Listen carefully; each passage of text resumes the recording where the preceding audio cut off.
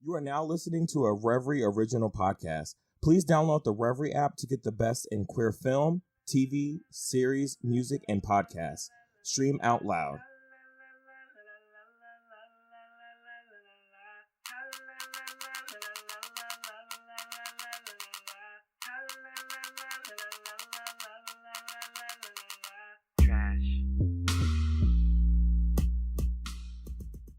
Hello, everybody. Welcome to Podcast of Color. We're four Trashbags of Color coming together to make sense of the world. As you guys heard by the intro, we are very, very, very excited and very grateful to announce that Podcast of Color, aka POC, aka the best thing you've heard in your life, aka the baddest bitch. We signed a contract with Reverie Studio or Reverie Podcast, aka Reverie Studios, aka Reverie.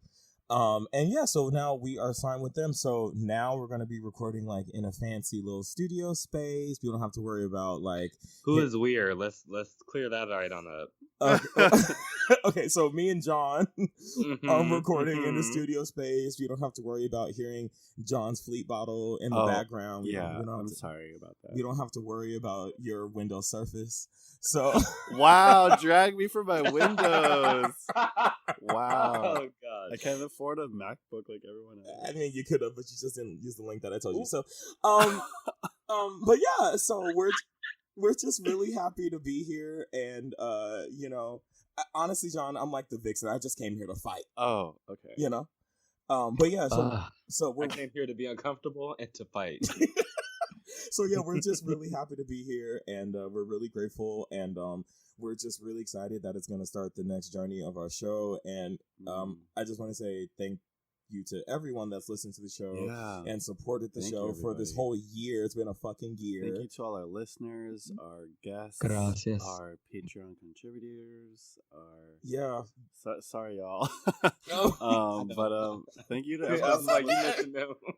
Thanks to all our and people who listen who don't like us, but you're still listening anyway, so thank you. Oh, do we have those? Yeah, I don't know. Maybe go ahead. I don't know. I guess that's cool. Like we have hate listens. We still get. I mean, as Cardi B said, either way, we still benefit from it. So, so thank you. Yeah. So yeah, and I mean, it's just really great, and the timing works out really great, and it's what our 50th episode. And what else? Oh, our anniversary. Like we've been doing this for a whole year. Yeah. And the whole entire year. That's insane. Remember our little snowball mics? Oh, I was like Snow Queens. What? Oh, no, snowball mics that we were using when we first started recording. Remember we recorded that first episode in your dining room? No, we recorded in your kitchen at your kitchen table. And no, our the first time we recorded was in your dining room. No, yeah. Oh, was it? Mm-hmm. Yeah. Yeah, and me and Baze were like fighting over a mic. Yeah. And you could hear us shuffling. You hear the shuffling of the mic going back and forth. Because every time you would say something, you kept like grabbing the mic and shifting it towards you. So I had to like combat that a little bit. I was Jasmine Masters and I had something to say. Even when you didn't. You still had something to say. So, who are we? Where should we start with that? Okay. I mean, we've come a long way. We've come such a long way, even just in this short year that, I mean, this went by really quickly. I can't even believe it's been a year. But I feel like we've grown a lot. I feel like the show has gotten a lot better. And I don't know, our audience has grown. So I think I beat myself up a lot, like about the quality of the show when it first began. But I'm really actually kind of happy that it happened the way that it did, because, it wasn't like we came in and we had like sponsors and we were like walking into a studio. Like we came in not knowing what the fuck we were doing, and we were just like, let's just do this. Like we sat down in Swingers in Santa Monica, and we were like, "This like, go to Swingers." Remember when we came up with our format in Swingers? Yes, wait, I remember. Do you guys remember we went to the electronics store and like stared at the wall for a while, and we're like, what are we gonna trying to figure out what to get? We went to Guitar Center, and he was like, "You have to get a mixer." And we were like, "But we're poor." I felt like, right? Do you guys remember the Little Rascals where they put all their coins on the table and they're like, "This is all we have." Like that was us. He's like, "You can't get USB mics." And we're like, remember, he kept trying to convince us that we couldn't get the USB mics. I was like, "Nigga, Yeah. Yeah, he said you have to buy this, this, and this. We're like, fuck that. Like, so we're gonna get force no loss. We're gonna get the cheapest $60 mics, and that'll work just fine. Thank you. And we got and we really walked out of there with no shame with those plastic mics. And we walked out with plastic mics, and then we plugged them in the computer, and then the computer was like, "I can't recognize you." Oh my god! Oh right, and then we had to get a different mic because those mics wouldn't work on the same computer. And then we couldn't plug more than one in. And then I remember when we were doing the podcast artwork, and y'all were like being crazy on set, and I was like, "If y'all don't sit the fuck down." Oh, because we just came here to have a good time, and Rakim was like, "I'm here to." I was like, "I'm here to work, bitch. I'm here to slay." Because you know what it was like. I think at the time, I think I underestimated myself, and I think I underestimated us and like what we were doing, and so like I did think of it as like, oh, we're just here to have a good time. But as you noticed at our most recent shoot, like I think we've like really pulled it together and really have upped our professionalism. We had to we had to wait a while for Renee to come out of her dressing room. Wow. And come out of her many looks that she had to turn for us. I had one look. Y'all are dramatic. Bitch, but how long did it take you to do the look? So thanks her hair. I need hairspray. Excuse me, I need hairspray, please. Oh my god. Anyway, we could talk shit. No, it was fun. And I'm always a drama queen on set, so it's fine. On set, off set. I turn offset. I get upset. Dance in the nighttime, whatever the song is. But anyway, the format of this episode, because it's our 50th episode, we've been doing this for a year, and we're with. Come on, year. If you don't put that fucking air hood on, I'm gonna slap you. And we've been doing this for a year, and we wanted to kind of connect with all of the listeners. We asked y'all over the last week to send us questions, and actually, I'm on Facebook or I'm on Instagram Live. So if y'all want to put questions like in the little thing, you can ask questions now. But we're gonna be answering questions for the whole episode, and we got a shit ton of letters and a shit ton of questions. So we're gonna try to get. Through. Thank you for everyone who wrote us in. It's so sweet because I know it was a little bit of a last minute thing, and so don't say that. We planned it. Yeah, we planned it so well, and thank you for everyone who participated.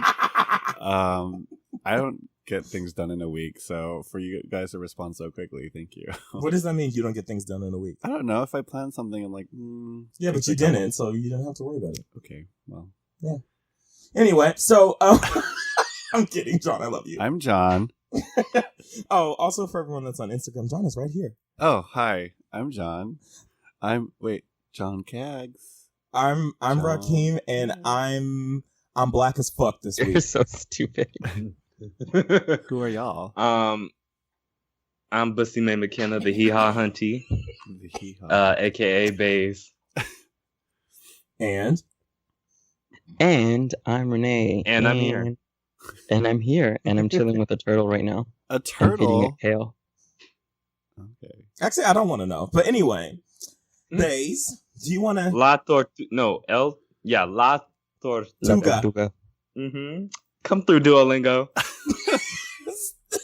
Yeah, it's 41% flingo. Flingo, Duolingo. No, flingo. Flingo, but make it fly. Flingo. I'm duo-flingwent.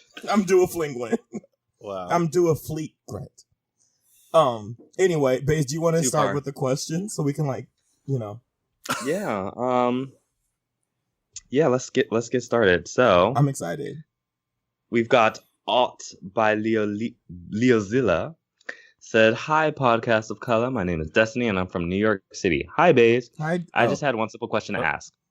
I'm an artist who spends most of her time watching cartoons, reading comic books, listening to music, playing video games, etc. for inspiration for my art. And I just want to know who or what helps inspire you in your line of work." She also left her Instagram, and you know what? I'm gonna just help promote you, girl. Art by Leozilla, ArtByLeozLLA. I don't know if that was Zila or not, but whatever. There you go. P.S. Thank you for making my day easier with your colorful humor and the seemingly unbreakable bond you have with each other. Yes, seemingly, because I actually hate all of these bitches. But it's okay. I don't give a fuck about you either, nigger, so it's fine. Oh, wow. So yeah, what inspires you guys in your line of work? My Vidster. Oh, my Vidster helps you be a better nurse? Yeah, it does. It gets my endorphins up and running. What kind of nurse are you, girl? How are you servicing your patients? I can't disclose that information. There's actually that sounds unethical. There's privacy laws that I can't tell you. Client privilege. Okay. Nurse client privilege. What? That's not a thing. So you're lying, is what you're saying. So what are you guys inspired by? I'm not an artist, so you guys have to say. I'm actually inspired. You're an artist. You're a photographer. You're an Insta photographer. John's inspired by Visco. Wow. He loves that A4 filter. I'm so mad that he hasn't done work. Is that the one you use? Yes.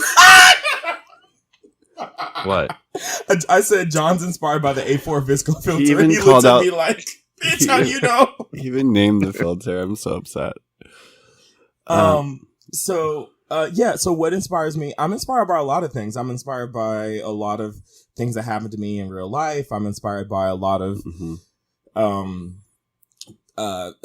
things that I see on the internet. Like, I mean, Beyonce, obviously, like, before I do any major project, I watch some kind of Beyonce behind the scenes video. So I watch like her excuse me, sorry. I've been having some Pinot Grigio. So I watch her behind the scenes Did Baze not just say about our professionalism going up? Bitch. Yeah, unfortunate. I'm unprofessional? Are we really going to do this? So what else are you inspired by? As I thought. So I'm inspired by Beyonce. I watch all of her not Instagram videos, like she's a thought. I watch all of her behind the scenes videos. I watch I don't know. And then my favorite photographer of all time is Tim Walker. So I look at a lot of his photographs too. And I don't know. Life inspires me. You know? Cute. Yeah. What inspires you, Baze? What inspires me? I mean, a lot of what you talked about. I'm inspired by movies. I'm inspired by things that have happened in my own life. I'm inspired by reading. I do a lot of reading. I love fiction. I love nonfiction. I love biographies. So like I get inspired by a lot of that stuff. Like a lot of what I write about are things that I've read about. So I think that's probably the biggest inspiration. And Renee, what about you? I mean, I guess similar to y'all. I think it's a wise thing to, like, if there's someone you look up to, yes, to look at behind the scenes things, or like interviews, or like read their thought processes on things, just to figure out where they're coming from. And yeah, like I get inspired every once in a while by Fiona Apple's this world is bullshit speech at the MTV. Oh yeah, that was Awards. a good one. Is that no? Especially like when you feel like you're kind of like very, I guess, fringe or outsider, and it's just like you even like if you feel like you're constantly up against things, like you're just like, I'm sticking to what I believe, and that's just how it goes. So yeah, kind of stuff like that. John's constantly up against things, but anyway, things are up against me. Oh. Anyway, I know we have a lot of questions, so yeah. So let's get to that. Okay. Hi guys, my name is Flo, and I love your podcast, and I've been listening since the first episode. Thank you, guys Flo. Thank you, Flo. I know. Like, thank you for sticking with us that long. Wow. You guys are very insightful and talk about things that I wish more people would bring up in real life conversations. Anyway, I wanted to know y'all's thoughts on spending money at companies that are anti-LGBT. We all know about obvious companies like Chick-fil-A, but there are several more who are covertly anti-LGBT. For example, the owners of Coachella are Republicans who donate to anti-LGBT politicians and groups. How do you guys navigate interacting with companies like this? I'd love to hear a discourse about it. Thanks for reading. I love you all. And they included an article, a complex article about spending money. The Coachella. Go ahead. I mean, go ahead. No, let's let the anti-capitalist Hunty answer first. What did you say? Our resident anti-capitalist capitalist hunty. You go first. Renee Elway. Oh, me? No, I think Rakeem, you can go first, and then I'll go after you. I feel like No. I'm gonna get dragged. So I kind of love the Chick-fil-A Polynesian sauce. Same. I live for Chick-fil-A. Like people are like, you can't support that. Look, I'll be a homophobe. I got to spend my money at Chick-fil-A. So, okay. So what is it? What is the phrase? There's no conscious consumption in a capitalist society. Ethical consumption under a capitalist society. Wow, yes. Snap on that. I feel like okay. I love that. Wait, but do you guys know what that meant though? No, that's why I said you should answer first. I just like go ahead. Go ahead first. Go ahead.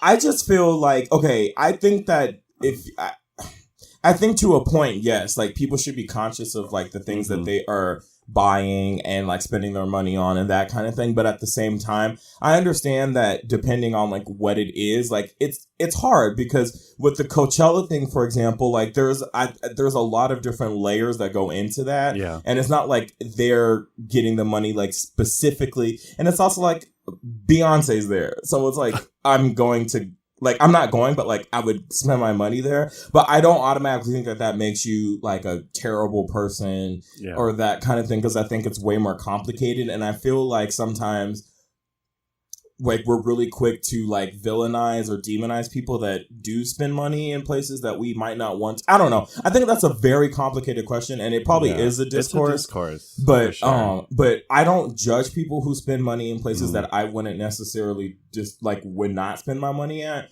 Because again, I love the Polynesian sauce at Chick-fil-A. So like I get it. But I understand if you're looking at me like what the fuck? Like I understand, where, Well, I guess my short answer for that would be like I'm going to go to Chick-fil-A, I'm going to buy some food, and it is like sure, it's giving money to some other organization, but I'm also benefiting myself, and I'm in the community, and I'm hungry. So actually, I mean, so basically what you're saying, John, what you're really saying is you're an advocate. I mean, yeah, like, thank you. I mean, word. And also, like, okay, so I know Coachella, and like, there's companies like I've even seen some articles regarding like Urban Outfitters, and I know a lot of people shop there. But also, I think about all the jobs that are created for folks. Like, every single person I know who works at these at that company specifically is LGBTQ. And I know a lot of designers and like people who work for them. So it's really layered, like Rakeem said. And like Coachella, for example, yeah, they're donating a lot of that money to some causes, but also I've been to Coachella, and it's just like this space for people, like, and a lot of queer people to just do it in the fields. And so I support do what that. in the fields? Do what? To fuck in the field? People do that at the campsite. Yeah, those tents are full of people doing it. Did you fuck in the field at Coachella, John? I might have. Okay. So I support myself. And I support all the, the people who are employed that have jobs that are, like, it's a job. So we stand representation. Yeah. Okay. What about you guys? I think that I don't know. I mean, I think like obviously there's things that you I think it's about your own personal choice, right? So like, for example, I'm really trying really hard not to go see Fantastic Beasts because that trailer was amazing. Oh my god, that trailer was amazing. And like I was like, bitch, I ain't gonna see that shit. And then I saw that trailer and I was like, I ain't gonna see that shit. I was very hesitant after that. But yeah, like I think it all comes down to like just personal choice. I don't think that anybody should be judged for supporting something like buying from a company, because at the end of the day, like all of these companies, whether you're buying high-end clothing or like fast fashions, they're all using child labor. All of these companies are doing something unethical, whether it's here in the U.S. or overseas. And so whether that's affecting really LGBTQ folks or children. No one's safe. Okay, hello, is it your darkness. turn or is Wait, it my turn? I'm sorry. Thank you. So anyway, as I was saying, it's my turn to talk, right? Go ahead, Tom. What are you saying? Go ahead. No, I'm done. I'm sorry. No, you're good. I was just playing. Renee? Yeah. I feel like Renee's about to drag all of us. Yeah. But you know what? I'm just going to say, So I just think that it's like a little bit more complicated than like, oh, well, you'd support this, well, that makes you a bad person. Like, I just think that it's up to your own discretion. Like, you can do certain things, little bits of things to like help you feel better about it. But like, I don't think that there's really much to be done about it personally in terms of like shopping places. Like, I mean, I don't shop at Urban because I don't like to, because I know what they do. But at the same time, like... Wait, what is Urban? Actually, don't tell me what Urban does. I don't want to know. Urban's done a lot of shit. But I don't want to know. I like Urban. I shop at ASOS. And ASOS has probably got, like, you know, like, factories in, like, some small country somewhere. You know what I mean? So, like, you know, it's really just up to your own personal discretion. I don't shop at specific places because I just choose not to. And then there's some places that, like Chick-fil-A, that I just will not stop supporting. Yeah, Baze, and you're part of the community. You got to support yourself. Wait. Let's get Renee in because we have like 20 other questions. Yeah, all right. Go ahead, Renee. Oh, I mean, y'all basically covered the whole thing. But I mean, I would say too, I think, I mean, when you can help, or let me just say let me use I statements. But when I can help it, and when I know that like a company is like, let's say like exploitative, like this one strawberry, like Driscoll's, or allegedly Driscoll's, a strawberry company, and there's another like set of strawberries right next to it that might be like a little more expensive, and I can like maybe afford that, then I'll do that. But then there's also this thing of just like, I know that there was like a lot of shaming of people that like were maybe like shopping at like Walmart or something, because it's such an evil company. Right. But it's also like sometimes that's like all you can afford. Yeah. So do you know what I'm saying? So it's kind of hard. But like with shit like whatever you can help, the little shit that you can do, like I would say, or me personally, I would do like all the shit that's happening with Amazon. I was just like, fuck that, and I canceled my Amazon Prime membership. Like I'm not girl, but they deliver so quickly. Right, I'm like, bitch, they can deliver shit on drones. Like, okay, so I'm using my I statements right now. No. Yeah. So and then apart from that, I would also say. Like the statement like there's no ethical consumption under capitalism is true, but what that was meant to say was like, let's say something like, actually let me not name the company, but let's say like there's a company that's saying like, oh, for every product that you buy like this, like, do they happen to be shoes? We're donating to like this charity or whatever, and it makes you feel good and makes you think like, wow, this company really cares. But really, where the factories where this company is making their products, like the people have such poor lives that they want to kill themselves. Oh my god. So it's just like that's what is meant by that statement, and that's why it's just like don't be fooled by things that are saying like, oh, like they're wrapping shit like capitalism and like bows and being like, well, actually we're doing this, so like we're actually a good company. So, but again, personal choice. So like, you know, y'all do you. Okay, what's the next question? Yes. So. Hi, fellow Trashbags. Oh, also, thank you, Flo. Hi, fellow Trashbags. I recently joined the Extraordinary League of Glad Bags who listen to you faithfully every week, and you've become such a missing part of my homosexual existence. Yes, growing up, I didn't have the resources to explore this side of me, as I was sure I was going to hell for feeling the way that I did, and I still maybe. We'll wait and see. We'll see you there. My actual question has to do with the straight versus gay friends. While I have many straight friends in real life, most of my gay friends are far and wide elsewhere, as I've met them via social media. How do I fix this? Should I move? How do I fix?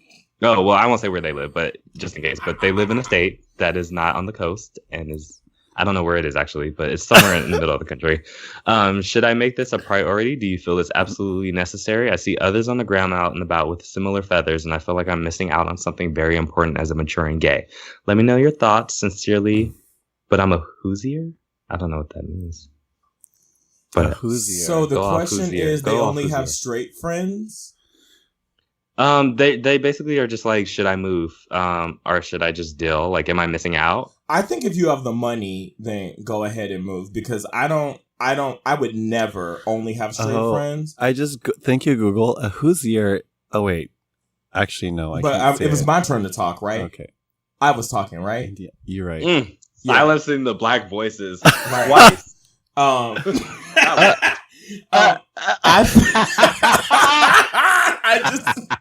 I feel like, well, John, first he doesn't buy lemonade, he doesn't support black women, and now he's talking over gay black men. I'm just trying to help, validate this listener's identity. But what about my identity? What about he only downloads that? Black women's music from LimeWire? Right.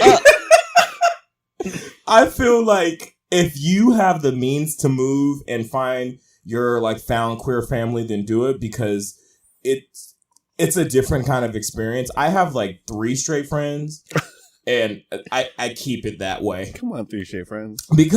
Honestly, because it's just like there's a quota. They don't. No, it's not even that. They just don't understand your experience. They don't understand how you go through things. They don't understand a lot of different things, and it's like, do you really want to spend all the time you hang out with them explaining your experience to someone, right? Like, me, no. But I think if you're not in a position to do that, then maybe you can try to educate your friends. You shouldn't have to do that. But I think that that's something that may, if you can't like financially move, then that's something that you just may have to do, and it sucks. But like I say, I always say, try to surround yourself with as many gay people as possible. Or queer people as possible. A word. Like, because at the end of the day, like, we're always at the forefront of every movement. We're always at the forefront of being, when people call themselves liberal, like, we're at the forefront of every movement with that. We're at the forefront of every kind of social change. Like, so I'd say go with as many queer people as possible, and then let the straight people catch up. And if your friends don't want to be friends with you because of that, then they can choke. Yep. I feel that you should, I'm coming from a place of like, I grew up in LA and then I moved to New York. So those are the only 2 places I've ever lived. So like, obviously there's like a certain, I guess, coastal privilege in that. And also like, I've never lived outside of a major city. But wait, Base, hold on 1 second.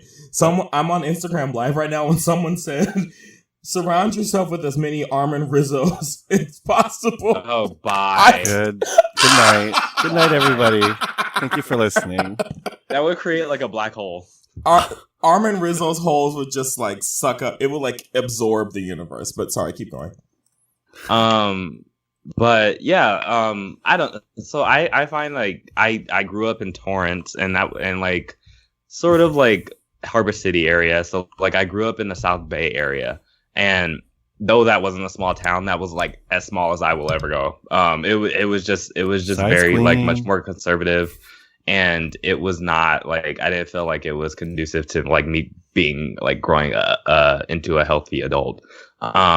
So like I find that my queer friends and even like finding more queer folks out here in New York has been like invaluable. So like I would move. I'm sorry. And not what I would not, but I would move if you had the means to do so. I would. But also, again, that's coming from a place of privilege. Maybe you don't have to move like all the way over here or all the way to LA. Like maybe it just means moving to like Chicago or something, or like maybe it means moving to New Orleans or Atlanta or something. You know what I mean? So yeah. Rainy. I think y'all covered it. Yeah. Mm-hmm. Yeah. Okay, so we'll move on. Hoosier. Wait. I just want to say, when I Googled Hoosier, it means an inhabitant of Indiana. Oh. Okay, well, they said that's where they were from. I didn't want to say it, but okay.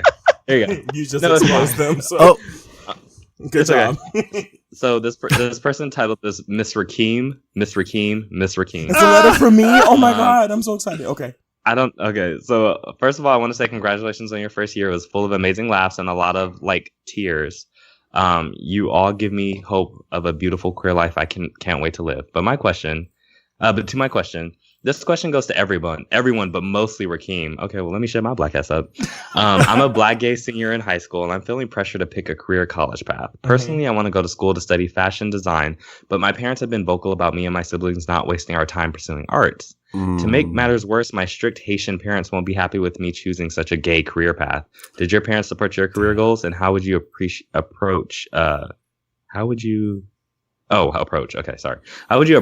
parents who aren't? Thank you for everything.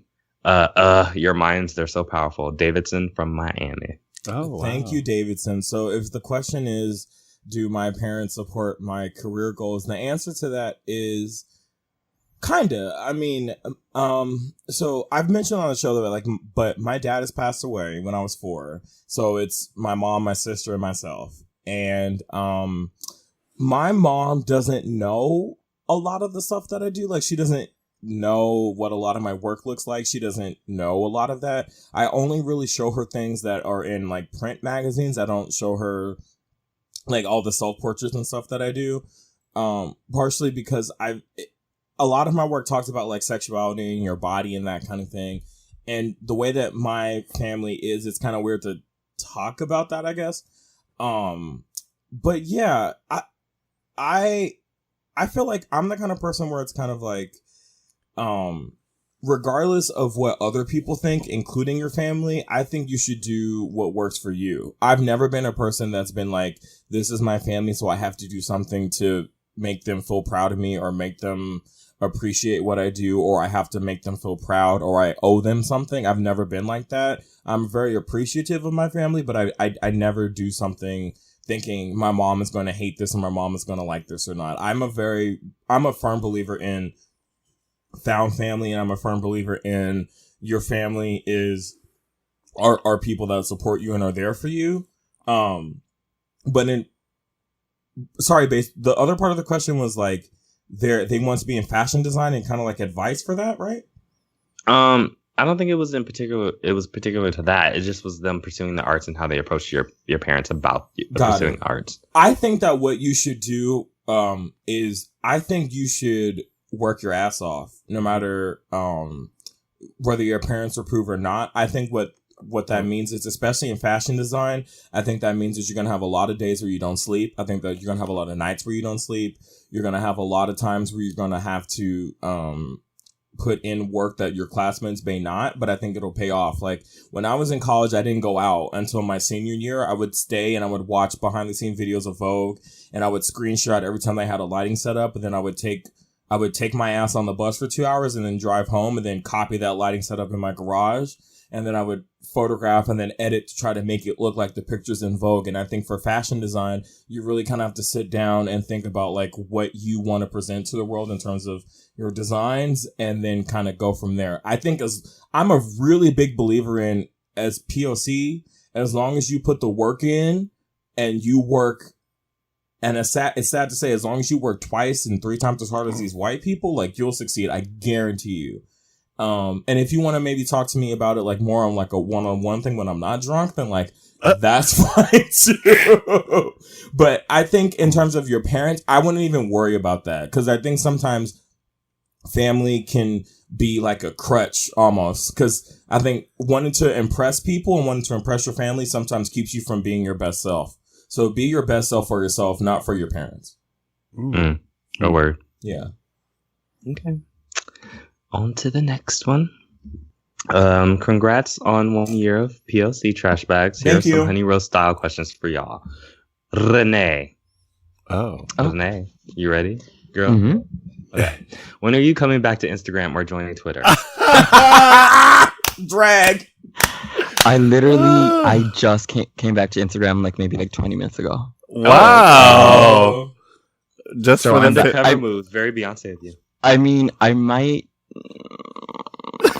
give me 24 hours and I might deactivate again, but Twitter, maybe I'll join Twitter at some point. I might have to do that.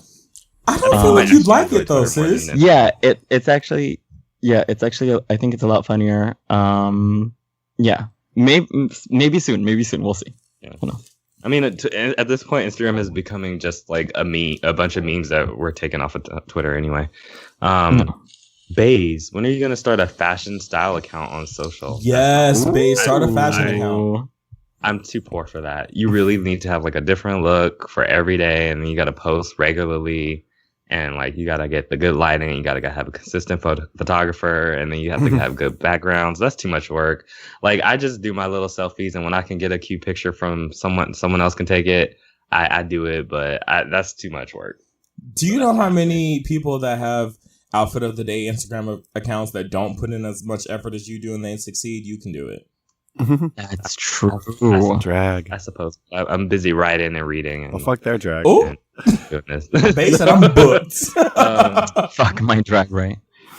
John, are we getting some thigh in all the new Instagram posts? Yes, thigh. I mean, they can come out and play sometimes. Yeah, sure. John has really nice legs. Like John does have nice legs. I'm looking at them right now. John has nice legs. I'm wearing pants. One of John's thighs is like the size of me, basically. This is true. This is true. Okay, thank you. Rakeem. Yes, I'll consider. Yes. Oh, sorry. Go ahead. No, nothing. I said I'll consider showing more. Rakeem, how does it feel to be a famous sex symbol? Bitch. I'm a sex symbol? To who, bitch?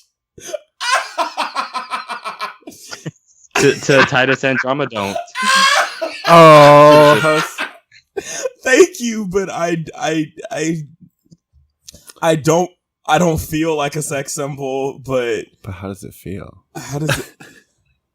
I'll say this: it feels good to accept my own sexuality, and it feels good to love myself. There you go. I don't consider myself a sex symbol at all, bitch. I'm not famous. No self-deprecation here. I can't be a sex symbol without a blue check, and I don't have that yet. So you'll get there, sis. So we're gonna have a fire round, and basically what I'm gonna do right now is I'm gonna ask these questions, and it's who's the most likely or least likely type of question. Okay. And everyone's just gonna go around and just say a name. Okay. Which one of you is most likely to send a meal back at a restaurant? Baze. What? It's Baze. That's not me at all. Yes, it is. Yes, it is. That is not who I am. You like how earlier she was trying to deflect and call me the lies. The lies. Okay. I mean, I guess. Wait, Baze, what's your answer? I guess I probably would be the most likely to do that. Okay.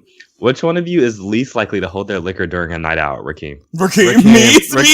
Me. He's not even holding his liquor now. I can't. I'm not gonna throw up. I'm fine. Okay. Which one of you is most likely to be approached by someone on the street for directions? Me. John. Yeah. John. She's approachable. Just approach in general. Which one of you is most likely to get plastic surgery? Me. Baze. It's Baze. Bitch, as soon as I can afford it's it, Baze. Oh, no. I would be sick of it. Pretty. I'm beautiful as I am, but I could be even more beautiful with Baze said once I get my plastic surgery done, it's over for you hosts. For you hosts. It's already Just over. wait, look. Just wait. Okay, so anyway. Okay. Which one of you is most likely to break someone's heart? Renee. Ooh. What? Hey. It's Renee. Me, really? Renee is the absolute person to break someone's heart. That's Renee. Renee. It's Renee or me, but it's Renee. I'm not answering this question. Oh. I don't understand the question, and I won't respond to it. Okay. Renee. Which one of you is most likely to get into a physical altercation? Baze. For sure. It's true. Okay. Thank you, Titus Andromedont, who also goes by Sacramento Susan. Oh, that was great. Thank you. Sacramento Susan. That was cute. I like it. So this person is from DC. They said, hello, fellow Trashbags, long-time listener, first-time caller from the nation's capital, Washington, D.C. You can call me Barack Drama. Oh, I'm still in that for Twitter. Barack Drama. That's also their Instagram name. So if y'all want to follow Barack Drama, I work in the LGBTQ political fundraising and advocacy space. Wow. Wow. Okay. No, come on. We change things. Yes, we can. Okay. My goal within my organization is to elect more LGBTQ people of color to public office because representation matters. It's called LGBTQ Victory Fund and Institute. Check it out. Anyway, guys, check out this video of there's a video of Omarosa describing Mike Pence, and the question is, 1 year anniversary. Do you guys ever get jealous of people younger than you that are seemingly accomplishing more than you? I was super jealous when I was 16 that Chris Brown was my same age out here making bops. Not so jealous anymore for obvious reasons, but you get the point. Thoughts? Shade, but yes. What do you think? I do get jealous of people. Well, not jealous, but I do sometimes feel like, oh, there are people who are doing way better stuff than me, and then they're younger. Like, I know there are people that I've seen that are like 18, 19, like doing all kind of shit and like being on like W magazine and like all this stuff. But I also know that their journey's not my journey, and they're white, so stop. No, they are. Yeah. So what if they were not white? What about those kids? You know what? shook me to my core when I found out that what's the nigga's name from Queen Sugar? Nobody watches Queen Sugar but you. So Stop. You guys don't watch Queen Sugar? No. Wow, not supporting black art. Talk about. I'm not John, so. Oh my god. No, I'm talking about you too, sis. You black. You supposed to be out here supporting this. Do you watch Tyler Perry movies? Do I watch what? Tyler Perry movies? Hell no, because that's a fuck nigga. But he's black, so. He's a coon though. We're not talking about coons. God. We're talking about non-coon entertainment only. Non-coon entertainment. Coon-free entertainment. Right. NCE. NC-17. Fuck, I can't remember his name, but anyway, yeah, I definitely felt that. How do I combat it? I just get over it. I guess I forget about it. I don't know.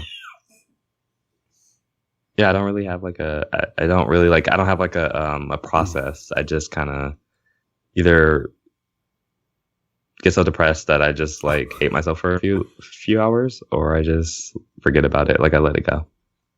Oh. Yeah, I'm gonna say definitely. Especially being like at a university where like a lot of people in my classes are quite younger than I am.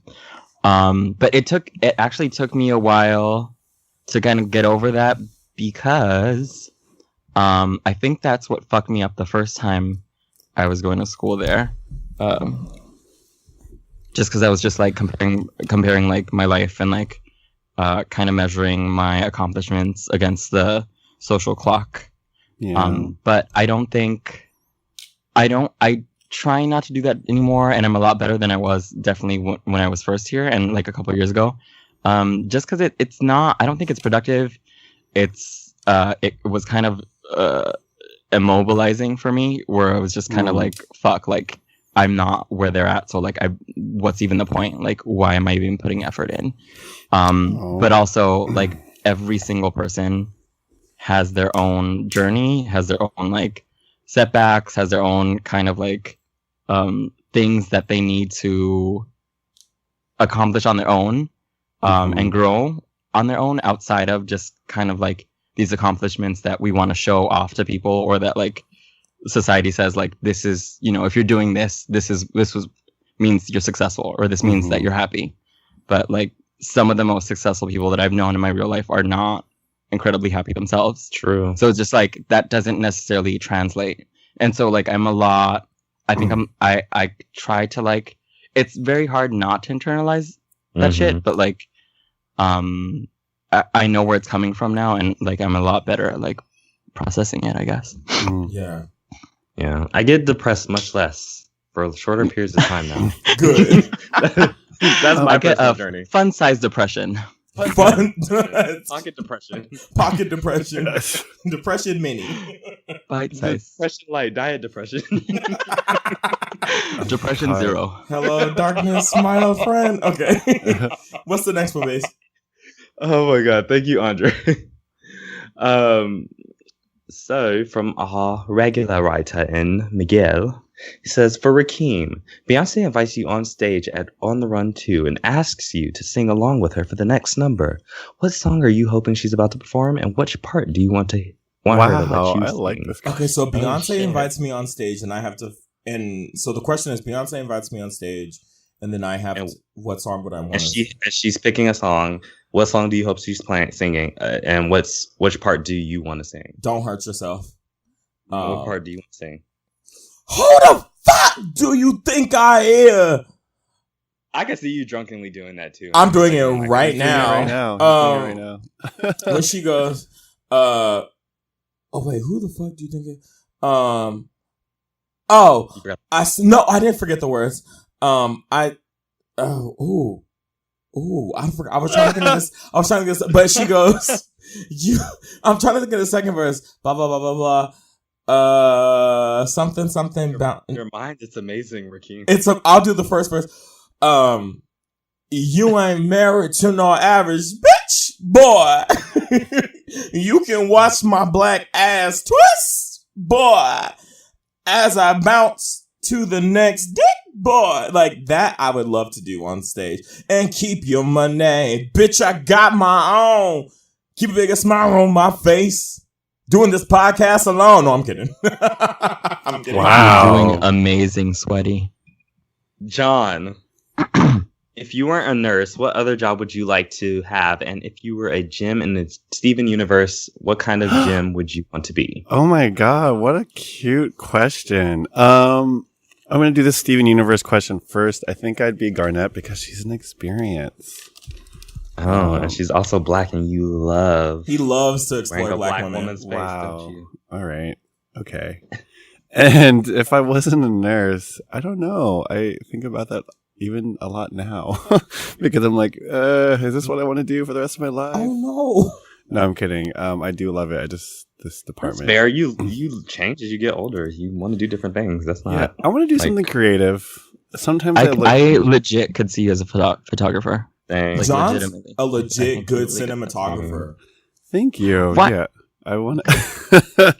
You see the little slight shade. That wasn't shade. You are a good cinematographer. Okay. So, wait, are you done answering? Or yeah. Good. Are you done? So, are you done?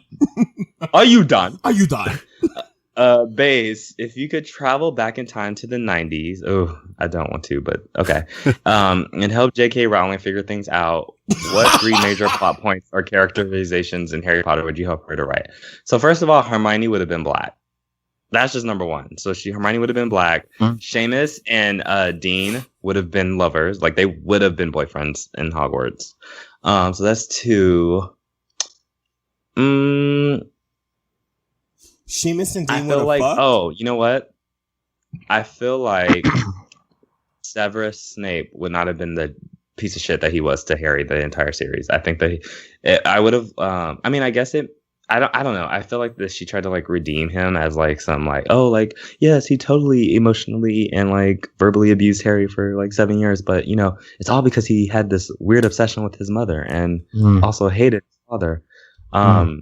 So yeah, I would have like either made him like more sympathetic in the sense that he would have been less of an abuser, or I would have he just would have been full evil like that. They would have just had to run with it. And this is not really another plot point, but I feel like I would not had Harry like grow up in the situation that he was in, or Dumbledore would not be as valorized as he is because I hate Dumbledore. Anyway, that's like 4, but it's fine. So Renee, oh girl, you got a little paragraph. So you just paid twice whatever the most expensive live performance you've ever paid to watch was to see Bjork live, but you didn't read up on what exactly the performance is going to be. You arrive at the venue with friends, and Bjork is sitting at a table on a folding chair with an old TV in her lap. Oh my god! She starts explaining to the audience how the TV works as she starts taking it apart piece by piece. Oh, she's actually done this. And plugging it in an old SNES. What is that? Singing. With a copy of Mario Kart. Yes. She asks you to play against her. Which character do you pick to play against Bjork, and do you let her win? Play against Bjork in Mario Kart? I love that you got the whole scenario. This is a really interesting question. I would probably... I used to, whenever I would play Mario Kart, I would always play the princess. Oh, so I guess I would play the princess. Yes, Princess Peach. And would I let her win? I'm really bad at video games, so like, she definitely would let her win because I'm horrible at it. She'd probably just screech at you until you stopped. Gave up and stopped playing. I feel like if you beat Bjork, I'd be like definitely afraid of ever pissing Bjork off. Have you seen Bjork throwing hands? That video? Bjork can fight? Yeah, she fought a photographer, right? Are you fucking kidding me? She fought a paparazzo. Yeah. Do you know what Mortal Kombat is? I feel like Bjork is like Sindel. She like uses her voice to fight. She's like, the game forming into and it's like then your head explodes. But yeah, Sindel, and then I would play Sonya if we're playing Mortal Kombat. Yes, Sonya. Sonya Blade wins. So for all the trash bags, Netflix has reached out to all 4 of you to do one. Wait. Netflix has reached out for all 4 of you to do a one of all POC episode of Queer Eye. Pick your lovely 5th alternate and then assign roles. Who is Tan? Who is Bobby? Who is Karama? Who is Jonathan? And who just scams their way through the episode pretending they can cook while distracting people with their alleged good looks? Oh my gosh. So wow, that was a whole read. We have to drag the fuck out of us. So we have to pick a fifth person to be well, one of the to be any one of these people. I think John is definitely Jonathan. I'm Jonathan. John is definitely Jonathan. That's a compliment. Thank you. I am Tan. I'm not Karamo. I can tell you that much. Is a compliment. My favorite character. Or character. He's a I was gonna say he's a person. Favorite person on the show. They're real people. What is his name? Jonathan Van Ness. That's definitely you, John. I would say I'm Tan. Tan. That's his name. You're black. I'm not Karamo, bitch. No, you. I meant you're Karamo's so beautiful. But Karamo's like low key. I don't know. Like, I feel like your style is a little bit more edgy than Tan's. I feel like Tan's is like very like sleek and like there's not a hair out of place ever. Like very like I'm like he looks like very anal about like even hair being out of place. And I don't think that's your style. He said you're not put together. So I didn't say you're not put together. I said that your style is not the same. You don't have the range, Rakeem. So who am I though? You would be Karamo. I don't want to be Karamo. Okay, I'll be Karamo. I think I'm the one who's scamming everyone and making them think I can cook with my good looks.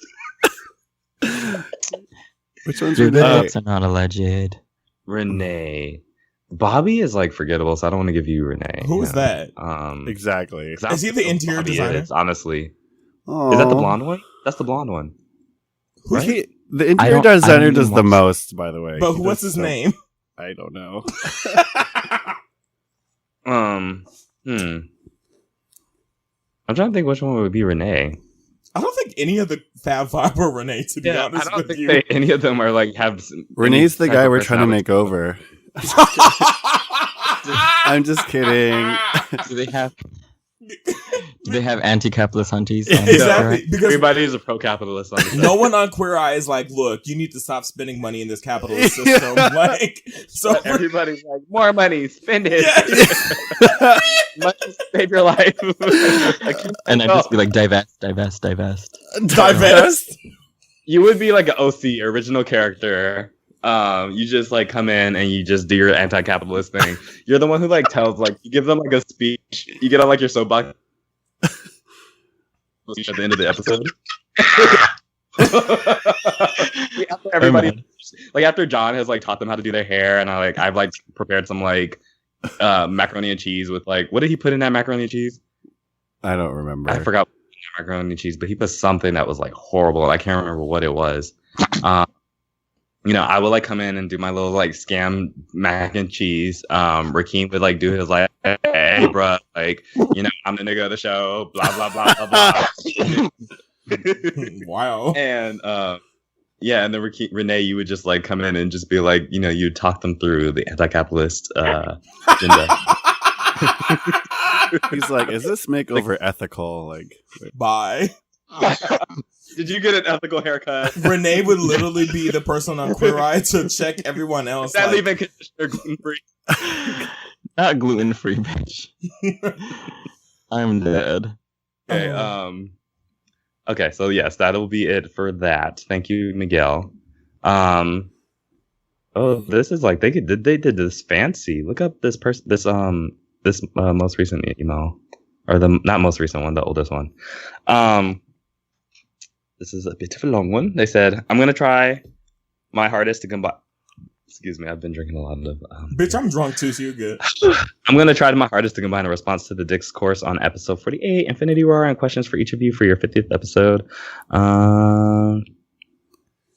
Where is this So from? I'm actually going to just read the questions, just because we're like, you know, short on time. I got it.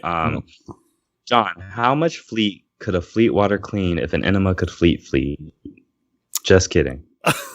If you could compliment yourself on you genuinely admire about yourself that you may not necessarily share with anybody else, what would that be? A humble brag, if you will. Oh my god.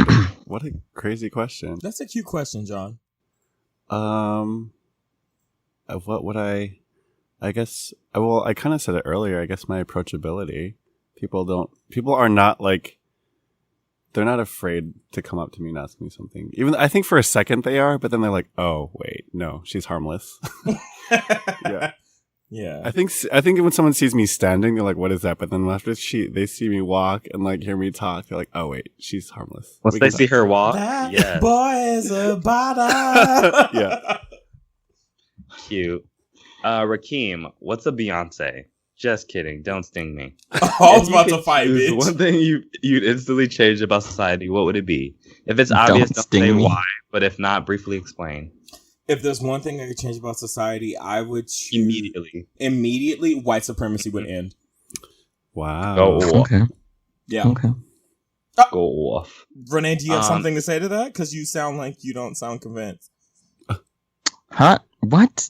I think Renee was agreeing. That was an okay, like, in agreement. Like, okay, that's funny because it seems like Rakeem is feeling some type of way. Like, she seems like she's feeling a little, Bitch, you know what's... A little uncertain of herself. Oh. She seemed a little insecure. She come after Renee like this. Interesting. I'm not... Bitch, if you don't want your foot up my... If you don't want my foot up so your anyway. ass... Okay, I just got that. Sorry. Oh, anyways, Renee. So this is going to be shaky. I'm muting my mic. Renee, this is going to be shaky.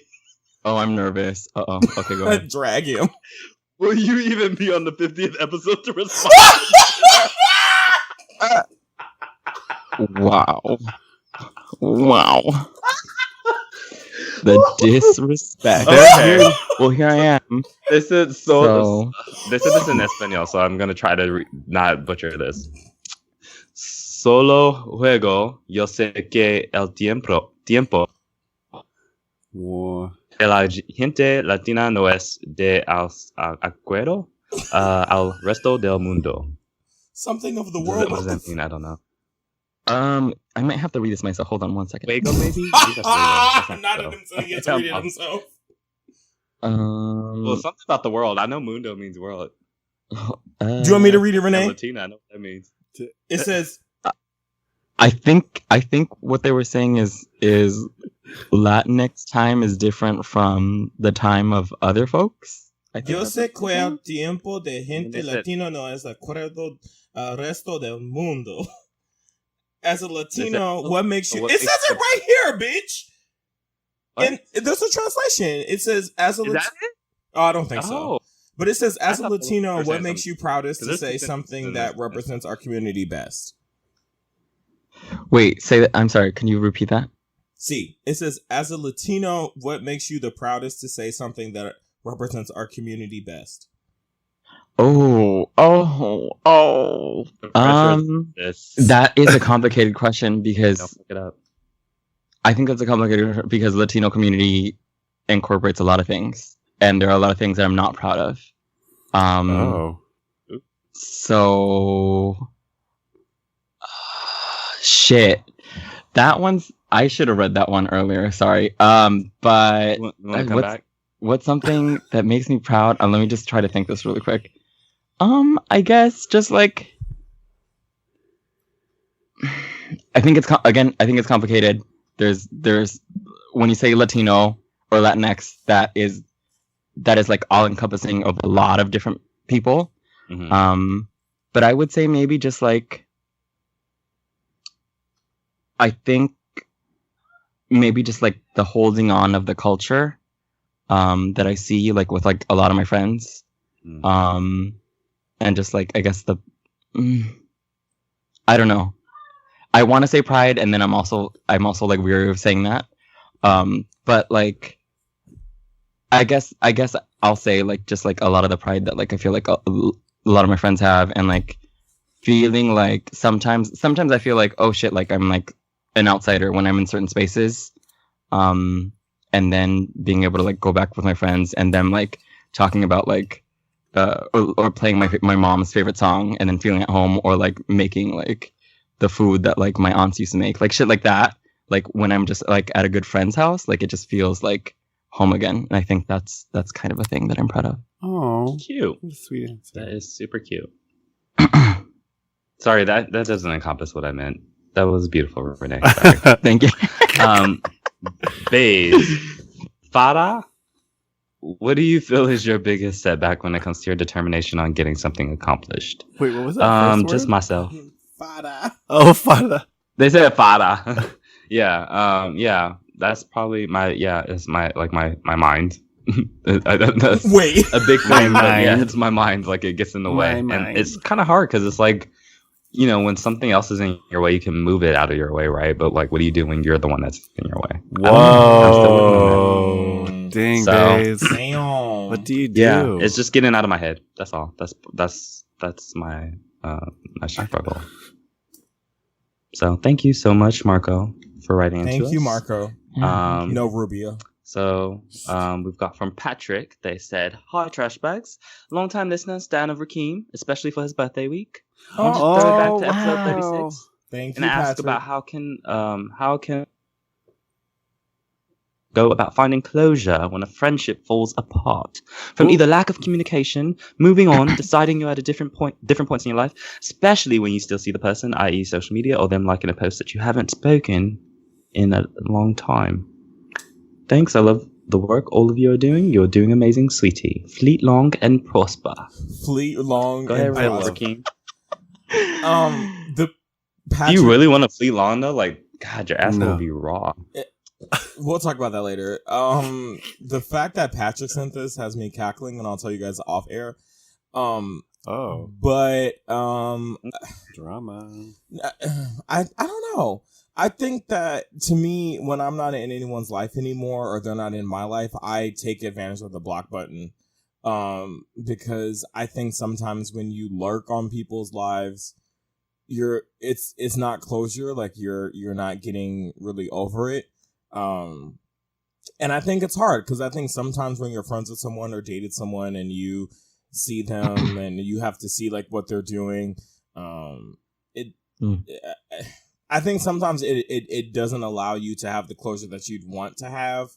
I remember reading something on Tumblr that was like, when I'm doing better off without them, but I'm still checking on them to see that they're doing miserable without me. And it's like, that's kind of how I feel that is sometimes. And I think what it is out of sight, out of mind. And you really kind of have to get to a point where you get to a point in your life where you don't check on them. But I know it's hard. And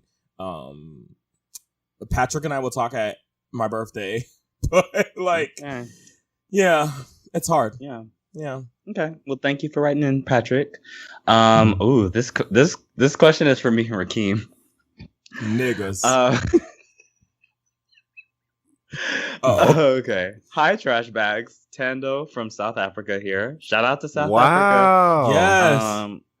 Congratulations on 1 year of the podcast. It's been a thrilling ride, and I appreciated every second of hearing your points of view. Thank you. I got recommended the podcast on a Reddit thread. Sorry, Rakeem. Oh my God. It's Wait, made what's my the first Reddit year thread? at uni a joy. Typically listening on my morning walks to class. I have a few questions for your question segment next week. Whew, okay. You ready, Rakeem? I'm ready. Is straight hair on black men really problematic? I've had my hair straightened since I was 15 by my mom. She does my sister's hair too, and I'm 21 now. I had no idea it was such a taboo thing until you guys had brought it up a few times. I do believe it has troublesome roots, no pun intended, due to the fact that I wanted to have my hair like my white friends in an anime club. Oh, girl, you should relate. This is specifically targeted. I know. I now feel confident in myself, and I love my hair. I feel different with my hair and can live out of my anime cosplaying hobby at ease. Perhaps I don't feel weird about my hair because my parents never had a problem with me wanting it to grow out like my sisters. Please do enlighten me, as in university I do sometimes get funny looks, but I kind of find it intriguing getting that type of attention. Thanks for reading, and I hope you have another fruitful year. Also, yes, Miss Vanjie wasn't ready to go. Also, have you guys ever thought of discussing Drag Race like the Game of Thrones segments we got last year? Hope this wasn't too long. Thanks. No, it was good. I want to talk be about down it. To maybe watch RuPaul's Drag Race if we did that. That would be funny. Please do it. Please do it, Baze. I think we're all watching this season except for you. Yeah. Yes. I would be down to watch. That Miss Vanjie thing took me out, and I kind of want to watch after that. You should. It's only episode 2, so catch up. You'll catch up.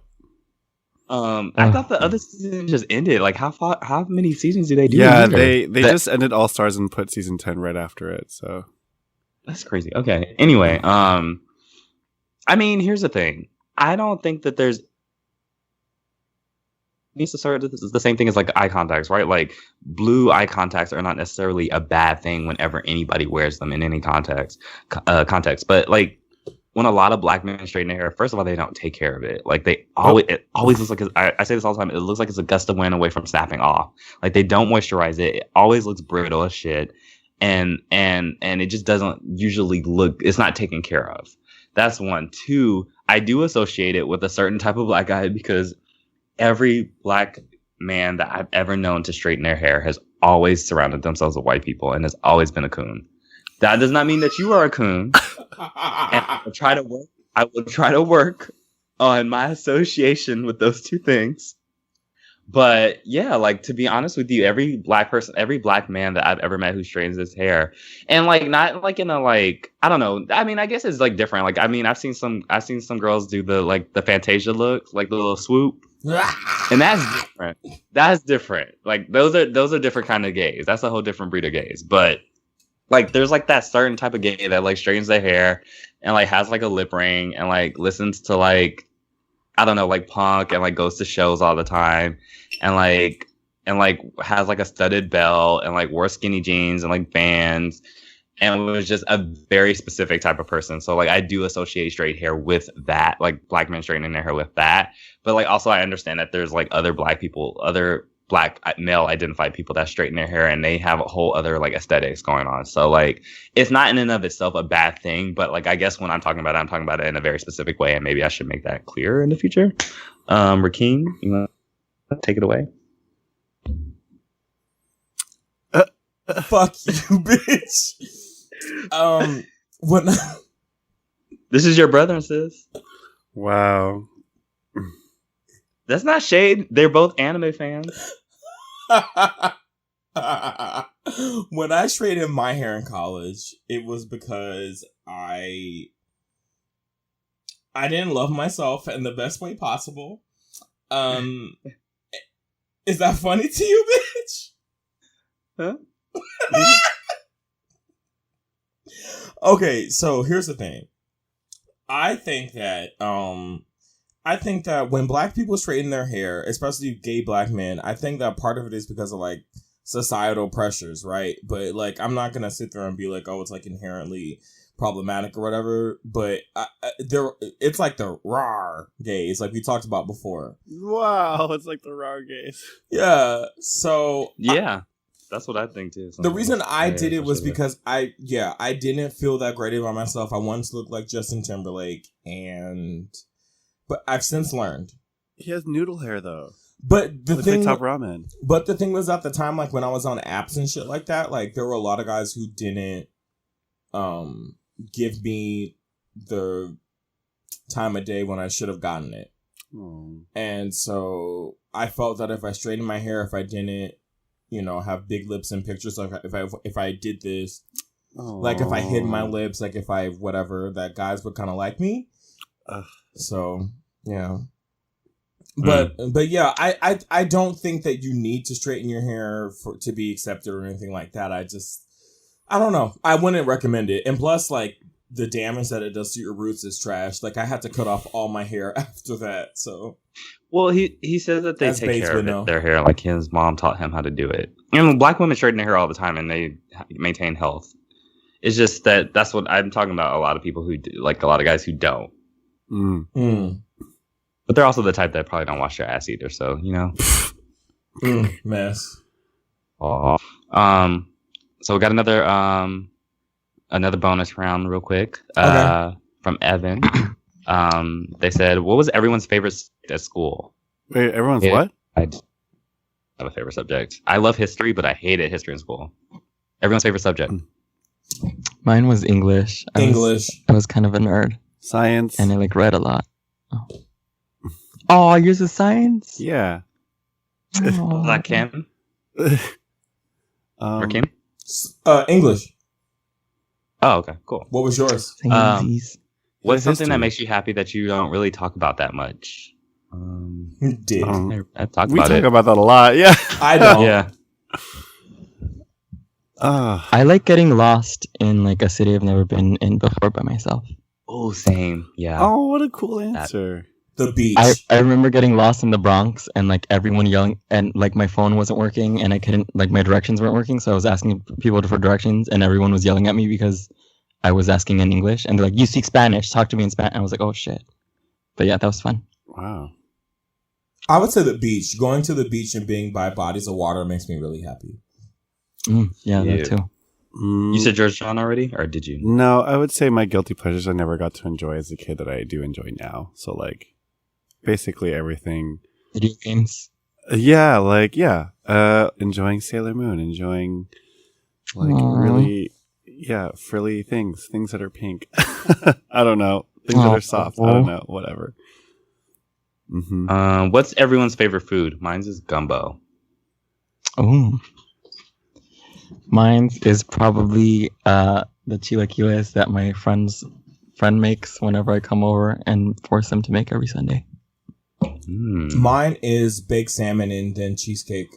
Oh, I'm biased. Mine's is Filipino, and I like sinigang, which is like a tamarind-based stew.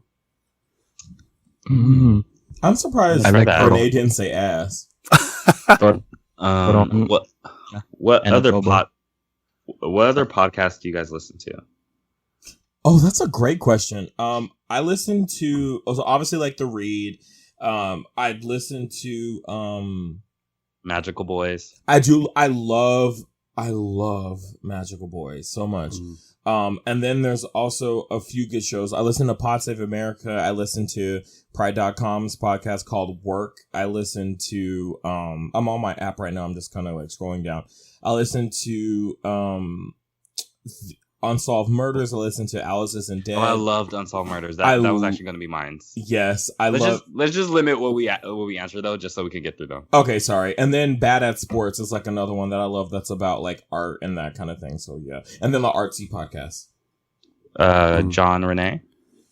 I like Here for It, which is like a like sexual health / gossip podcast. Oh, that's cool. And also. I like that episode that John recommended of Bitch Face. Yeah, I like Bitch Face. Bitch Face is cool. Are you done, Renee? Yes, yeah, go ahead. Okay, so I was gonna say that too. I like Bitch Face. They're local in LA. I've met them at the women's. Oh God, I'm gonna slaughter this. The women's creative. I am not even going to finish that. I'm sorry. I like Reinas de Valle, which is yes, Umbi and Queen Bestia's podcast from SFV. And I guess the more popular kind. I listen to Another Round with Heaven and Tracy. Yes, I love them so much, and I also listen to Janet Mox because it's beautiful. Everything about it's beautiful. Okay. What are you? Something. Well, let's keep limited to one thing. What is the one thing you are grateful for? Like, what's one thing that you guys are grateful for? I'm grateful that I get to do a podcast and produce work with my best friends. I think that's. Oh my God. No, I really am. I think that's like such a great. I'm not gonna get emotional because I've had like a bottle of wine, but like I think that's so. Sorry, I'm trying not to. I think that's so amazing, and like I get to do what I love to, and I get to talk about things that I don't get to talk about, and I get to do it with the people that I love to be with, and I get to do it with, and we get to do it with the people that we just feel related to, and you guys are my found family, so you people are my found family, so I just I don't know, I just get really happy that we get to get together and do this and do it once a week. So yeah. Yay! I love that. Thank you, Sis. Yeah, thank you. I love getting to record these with you guys too. I'm grateful to have found my find what I want to do, because I was lost for a long time. So I'm like, I finally feel like I have a direction in my life, and that's what I'm grateful for. Lately, because a lot of it is related to my job, but I'm really grateful for my health.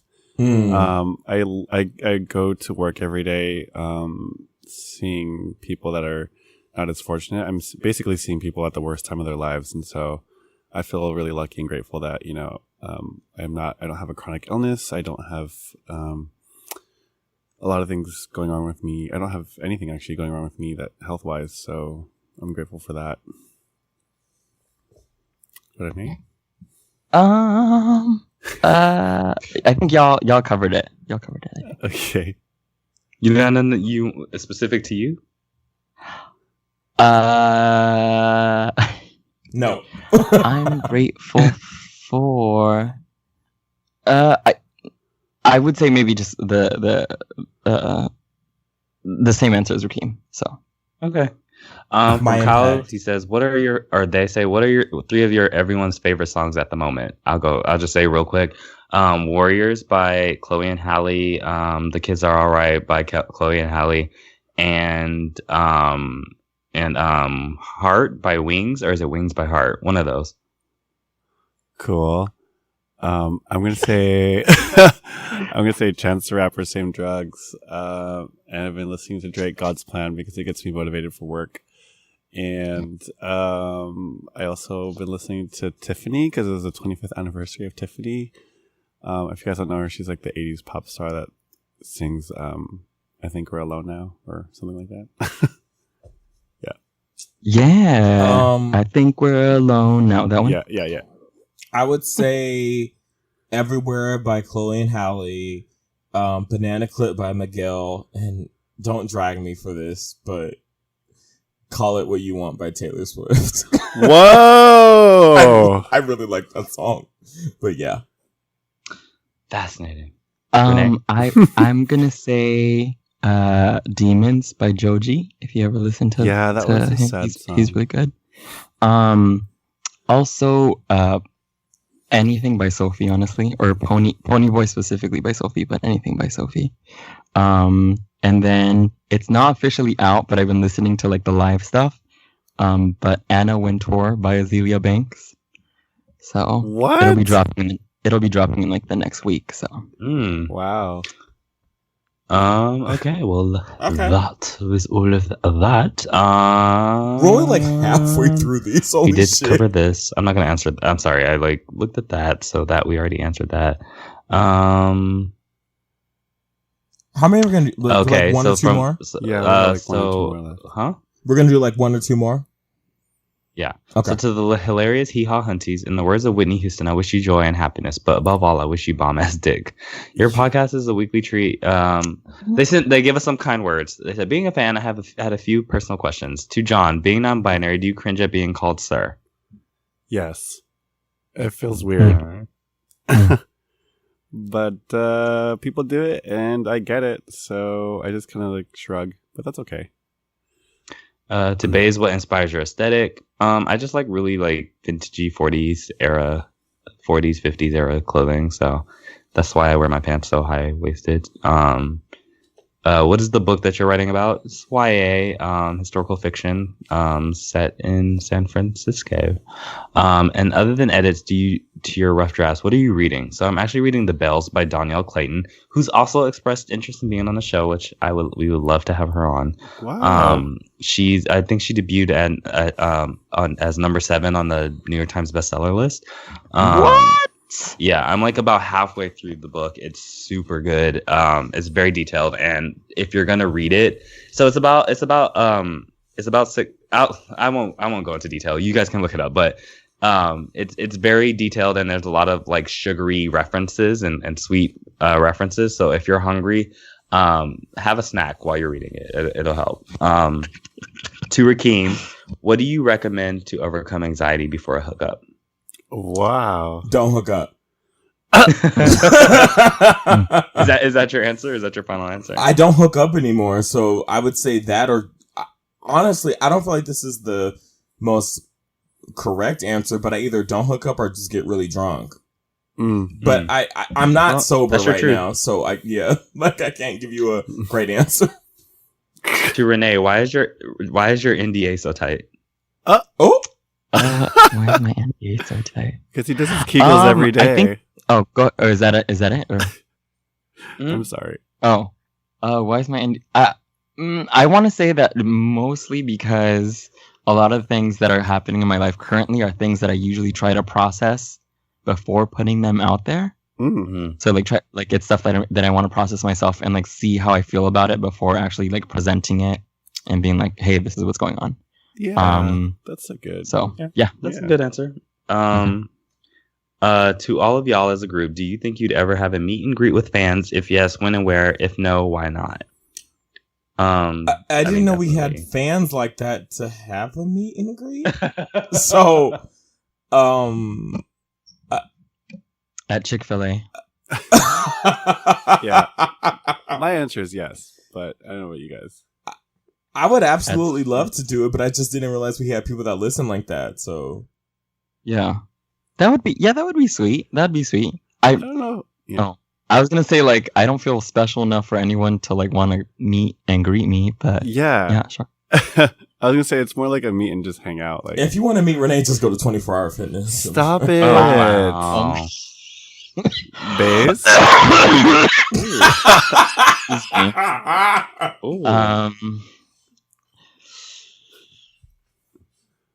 Okay, Baze? No, is that it? Okay, sorry.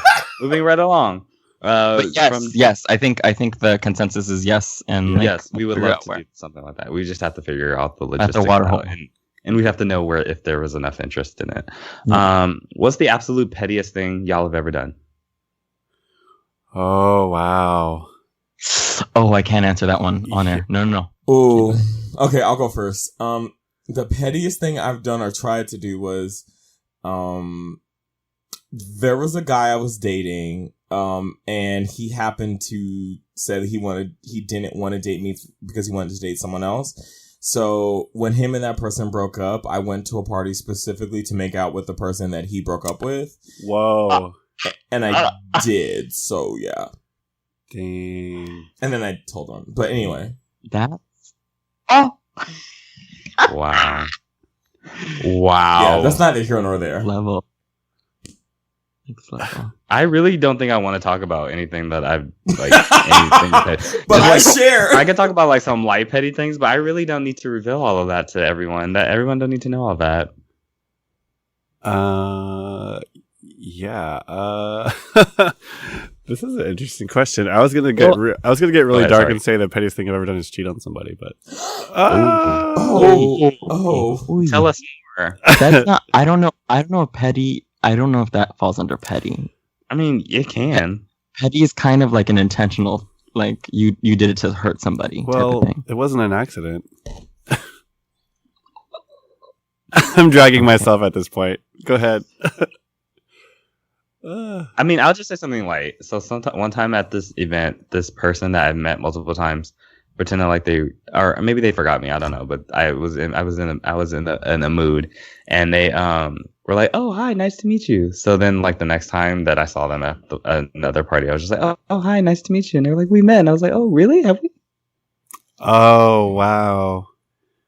That's about as petty as pretending. I'm Yeah, I think there's that's like I forgot what that move was called, but there's like a psychological term for like asking someone's name again or like intentionally forgetting who they are, so it takes away power or something, you know. Oh, I wasn't doing all that. I just was like, bitch, if you don't know me, I don't know you. Oh, okay, I went too deep. Yeah. Okay, so I think that we I think the pettiest thing that I've done is moving on. Sorry. I think that's it. Sorry, go ahead. Yes, go. Existing in this world. You said moving on? Go ahead. Go. No, speak it, sis. Speak it out. No, that's it. How is that petty though? That's good. That's I know, growing. but like it started out as a petty thing, and then afterwards it was just like, oh shit, wait, like I really don't okay. Petty hurts. Yeah, not petty hurts. Does anybody have any last? Oh wait, I have to read this one. Okay. Dear Podcast of Color, Renee flaked on our sushi dinner date, but then asked for news. What the fuck? A concerned fan. I legit thought that I had saved myself. I legit thought that I was saved. I was like, okay, we're done. Like, God damn it. Yeah. Oh, girl, I couldn't have not read that one. So what's up? What's the tea, sis? Why you out here mistreating our listeners? I hate you. Bitch, not I will us. say first of all that I am a very busy person, and I was during midterms, and I just shouldn't be promising to hang out with anybody right now, honestly.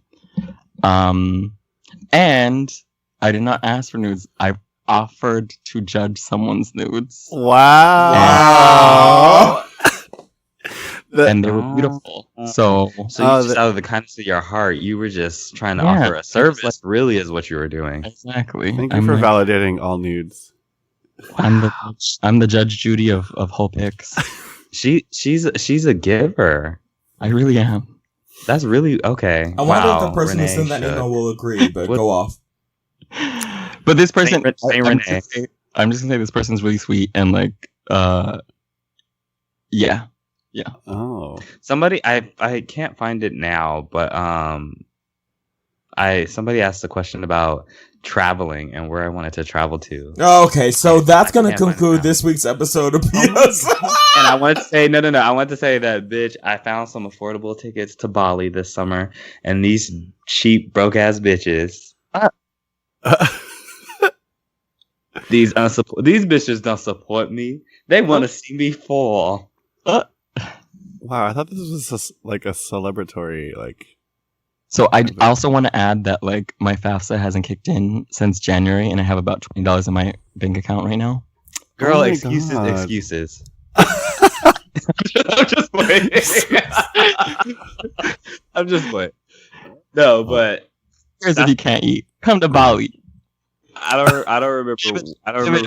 But somebody did actually ask that, and I did want to just say that is my dream, and I'm hoping to make it come true.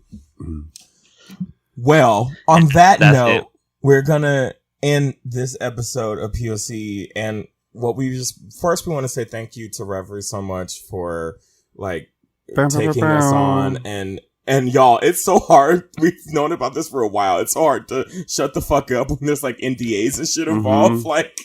But we just want to say thank you so much to Reverie. And then we just want to say thank you to y'all for sticking with us for a whole year and for 50 episodes. Thank you so much. We're just kind of shook. And as always, you can find us on Twitter at Trashacolor and everything else at Podcastacolor. Send us your honey roast and your questions. And if you have messy questions, send them to podcastacolor@gmail.com. And with that, I guess, do you all have any... Well, I did want to say really quickly to all the questions, because you guys sent in a shit ton of questions. Like, thank you so much. We did not expect as many questions as we got, and there's still a lot left. So we will be getting to those in the coming weeks as we continue to record our show. And I just quickly wanted to say thank you to the 1650 Gallery for having me in the show. Oh, girl. For the Together show. And there will be some stuff that's coming up really soon, but can't talk about it. But but thank you all so much. And with that, we'll see you. Wait, can I thank people, girl? Oh, that's right. I didn't know you had people to thank. Whoa. Oh. God damn. Do you see? I told you these bitches don't support me. So I was gonna say, just shout out to PenguinCon. I will be a special guest there in early May. Yes. I will be doing a few panels. Just really excited about that. If you guys live in Southeast Michigan, please come through. Like, these science fiction conventions really, really, really need people of color. Like, they desperately need people of color. And so like it just would be a good if you like comics, if you like I don't know, if anything like fantasy, like reading science fiction, if you like science fiction shows, like whatever, like just come through and like attend a few panels and maybe attend mine. And also, this is my last episode recording as a 25-year-old, so like I feel really great. She's in her late 20s now. She'll be in her late 20s. But anyway, with that, we will see y'all next week, and thank you so much. So thank y'all so much, and we'll see you next week. Miss Banji. No, cut it. Cut it. No. No, for real, cut it. We're gonna... Oh, that was cute. Oh. This podcast is executively produced by Aaliyah J. Daniels, LaShawn McGee, Damian Pelliccioni, Christopher Rodriguez, John Kagandahan, Keem Cunningham, Baze White, and Renee Hernandez.